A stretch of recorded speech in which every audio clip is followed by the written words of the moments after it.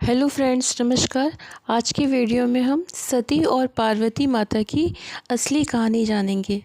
चलिए जानते हैं, जो इस प्रकार है।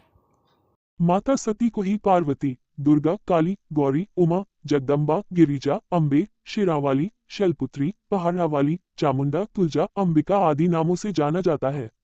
इनकी कहानी बहुत ही रहस्यमय है। ये किसी एक जन्म की कहानी नहीं, कई जन्मों और कई रूपों की कहानी है।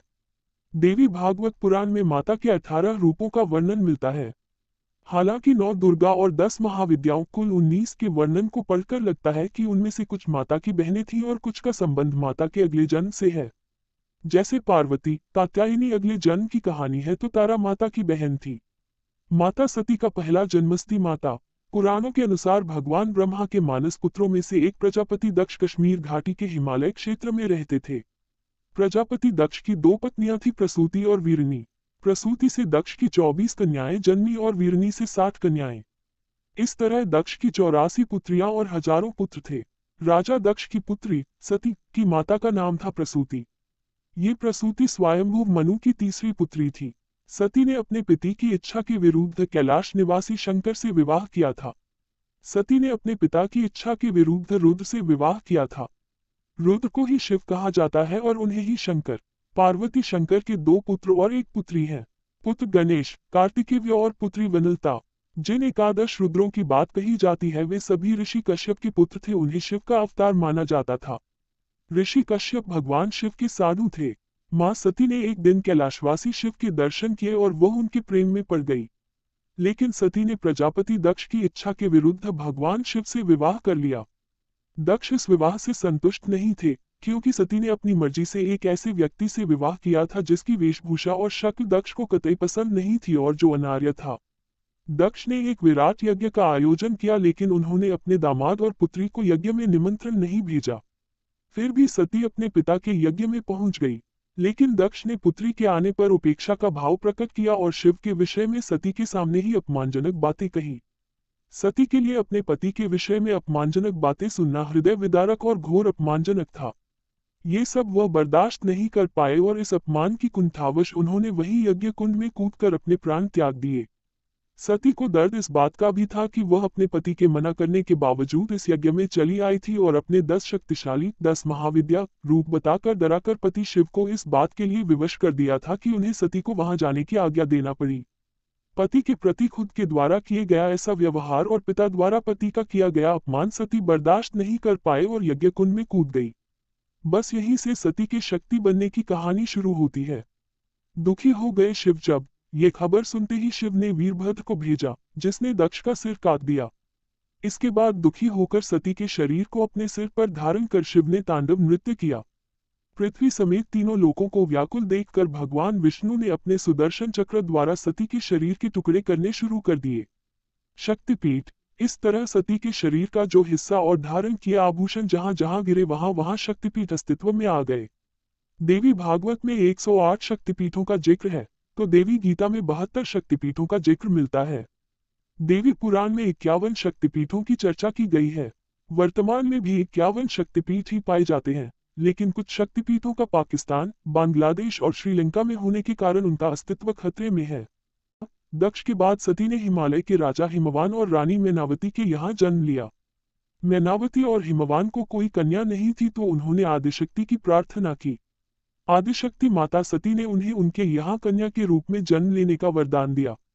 दोनों ने उस कन्या का नाम रखा पार्वती। पार्वती अर्थात पर्वतों की रानी। इसी को गिरिजा, शैलपुत्री और पहाड़ों वाली रानी कहा जाता है। माना जाता है कि जब सती के आत्मदाह के उपरांत विश्व शक्तिहीन हो गया, उस भयावह स्थिति से त्रस्त महात्माओं ने आदिशक्ति देवी की आराधना की। तारक नामक दैत्य सबको परास्त कर त्रैलोक्य पर एकाधिकार जमा चुका था। ब्रह्मा ने उसे शक्ति भी दी थी और यह भी कहा था कि शिव के औरस पुत्र के हाथों मारा जाएगा।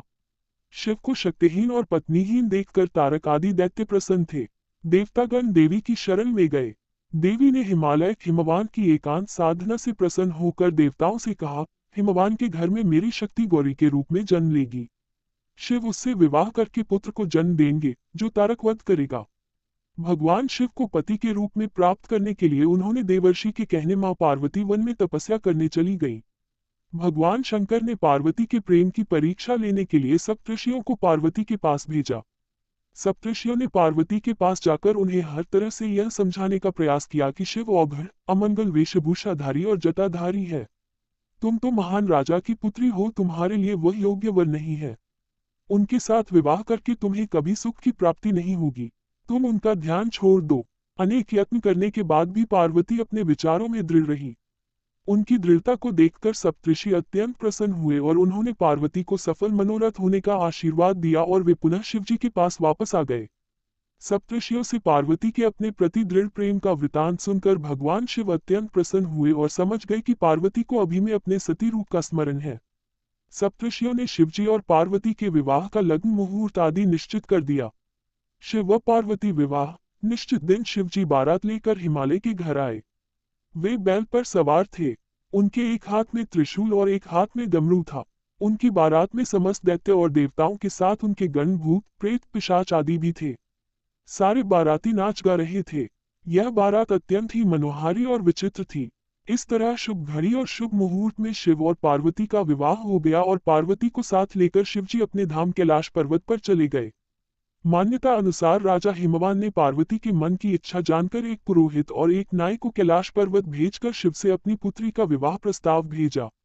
शिव के पास विवाह का प्रस्ताव लेकर पहुंचे पुरोहित और नाई के सामने शिव ने अपनी निर्धनता और साधुता इत्यादि की ओर संकेत करके कहा कि इस विवाह के औचित्य पर पुनः विचार करना चाहिए। पुरोहित के बार बार आग्रह पर शिव मान गए। शिव ने पुरोहित और नाई को विभूति प्रदान की। नाई ने वह विभूति मार्ग में ही फेंकते हुए क्रोधित भाव से पुरोहित से कहा, बैल वाले अवधूत से राजकुमारी का विवाह पक्का कर आए हो तुम्हें कुछ तो सोचना था। नाई ने ऐसा ही कुछ जाकर राजा से कह सुनाया। पुरोहित का घर विभूति के कारण धन, धान्य, रत्न आदि से युक्त हो गया। लेकिन नाई को कुछ नहीं मिला। तब नाई को विभूति का राज पता चला और उसने पुरोहित से आधा धन देने का आग्रह किया। तब पुरोहित ने कहा कि इसके लिए तो तुम्हें शिव के पास ही जाना होगा। इधर नाई से शिव की दारिद्र्य इत्यादि के विषय में सुनकर हिमवान राजा ने शिव के पास संदेश भिजवाया कि वह बारात में समस्त देवी देवताओं सहित पहुंचे। इसके पीछे कारण था कि पता चल जाता कि शिव की शक्ति कितनी है। शिव हंस दिए और राजा के मिथ्याभिमान को नष्ट करने के लिए विवाह के पूर्व उन्हें अपनी माया दिखाए और उनके दम तोड़ा। एक बार इंद्रलोक पर असुरों का राजा शुंभ और उसका छोटा भाई निशुंभ आक्रमण कर दिया। देवताओं को पराजित करके इन दोनों भाइयों ने स्वर्ग से देवताओं को भगा दिया। भगवान शिव ये जानते थे कि देवताओं को माता पार्वती ही कष्ट से मुक्ति प्रदान कर सकती है। इसलिए एक दिन शिव जी ने पार्वती पर व्यंग करते हुए कहा कि तुम काली हो। माता पार्वती को ये बात दिल पर लग गई। पार्वती ने भगवान शिव से कहा कि आपने मुझे काली कहा है, मैं आपको गोरी होकर दिखाऊंगी। गौर वर्ण पाने के लिए माता पार्वती तप करने लगी। तब से भगवान शिव प्रसन्न हुए और पार्वती से कहा कि तुम गंगा स्नान करो, इससे तुम गौर वर्ण हो जाओगी और गौरी कहलाओगी। भगवान शिव की आज्ञा पाकर माता पार्वती गंगा में स्नान करने चली गई। पार्वती जब गंगा स्नान कर रही थी उसी समय गंगा तट पर शुंभ निशुंभ के कब्जे से स्वर्ग की पुनः प्राप्ति के लिए सभी देवता आदि शक्ति की आराधना कर रहे थे। माता पार्वती ने देवताओं की आराधना सुनकर कहा कि आप सब मेरी ही आराधना कर रहे हैं, आप निश्चिंत होकर जाएं, शुंभ निशुंभ का वध करके आप सभी देवताओं को कष्ट से मुक्ति दिलाऊंगी। गंगा स्नान के पश्चात माता पार्वती गौर वर्ण की हो गई और उनके शरीर से श्यामल वर्ण कौशिकी प्रकट हुई। माता पार्वती की आज्ञा से देवी कौशिकी ने शुंभ निशुंभ का वध कर दिया। शुंभ निशुंभ के वध के बाद शिव ने पार्वती को समझाया कि काली कहकर व्यंग्य करने के पीछे उनका उद्देश्य कौशिकी का जन्म था। इस उद्देश्य के पूरा हुए बिना शुंभ निशुंभ का वध संभव नहीं था। नवदुर्गा का रहस्य। सामान्य हिंदुओं में माता के इन 9 रूपों की ही पूजा आराधना होती है। माता के जो 10 रूप, 10 महाविद्या, उनकी पूजा प्रार्थना सिर्फ अघोर, तांत्रिक आदि साधुओं के लिए कही गई है। माता की किसी भी प्रकार की पूजा प्रार्थना हो उसमें नियम धर्म का पालन करना अत्यंत जरूरी होता है, अन्यथा इसके दुष्परिणाम भी हो सकते हैं। 1. शैलपुत्री। शैलपुत्री का अर्थ पर्वत राज हिमालय की पुत्री। 2. ब्रह्मचारिणी। ब्रह्मचारिणी अर्थात जब उन्होंने तपश्चर्या द्वारा शिव को पाया था। 3. चंद्रघंटा। चंद्रघंटा अर्थात जिनके मस्तक पर चंद्र के आकार का तिलक है। 4. कुष्मांडा। ब्रह्मांड को उत्पन्न करने की शक्ति प्राप्त करने के बाद उन्हें कुष्मांडा कहा जाने लगा। उधर से अंत तक वे अपने भीतर ब्रह्मांड को समेटे हुए हैं, इसीलिए कुष्मांडा कहलाती है। 5. स्कंद माता। उनके पुत्र कार्तिकेय का नाम स्कंद भी है, इसीलिए वे स्कंद की माता कहलाती है। 6. कात्यायनी। महर्षि कात्यायन की तपस्या से प्रसन्न होकर उन्होंने उनके यहाँ पुत्री रूप में जन्म लिया था, इसीलिए वे कात्यायनी कहलाती हैं। 7. कालरात्रि। माँ पार्वती देवी काल अर्थात हर तरह के संकट का नाश करने वाली है, इसीलिए कालरात्रि कहलाती हैं। 8. महागौरी। माता का वर्ण पुनर्तः गौर अर्थात गौरा है, इसीलिए वे महागौरी कहलाती हैं।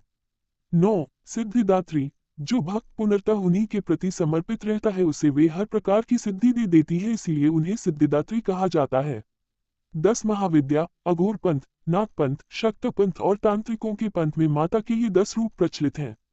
ये लोग माता के निम्न 10 रूपों की ही पूजा और आराधना करते हैं। ये सभी शैव और शाक्त पंथियों की माता है। 1. काली। 10 महाविद्या में काली प्रथम रूप है। माता का ये रूप साक्षात और जागृत है। काली के रूप में माता का किसी भी प्रकार से अपमान करना अर्थात खुद के जीवन को संकट में डालने के समान है। महादैत्य मधु और कैटअप का वध करने के लिए माता ने ये रूप धरा था। सिद्ध प्राप्त करने के लिए माता की वीरभाव में पूजा की जाती है। कालिका के प्रमुख 3 स्थान है, कोलकाता में, उज्जैन में और पावागढ़ में। 2. तारा।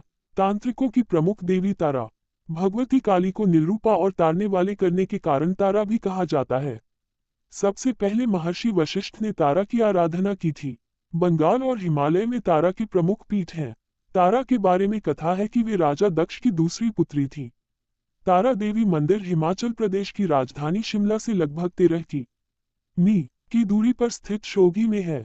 देवी तारा को समर्पित यह मंदिर तारा पर्वत या पहाड़ पर बना हुआ है।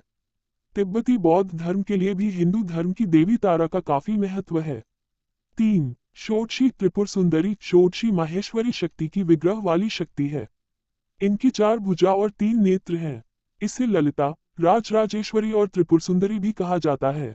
इनमें षोडश कलाएं पूर्ण है, इसलिए षोडशी भी कहा जाता है।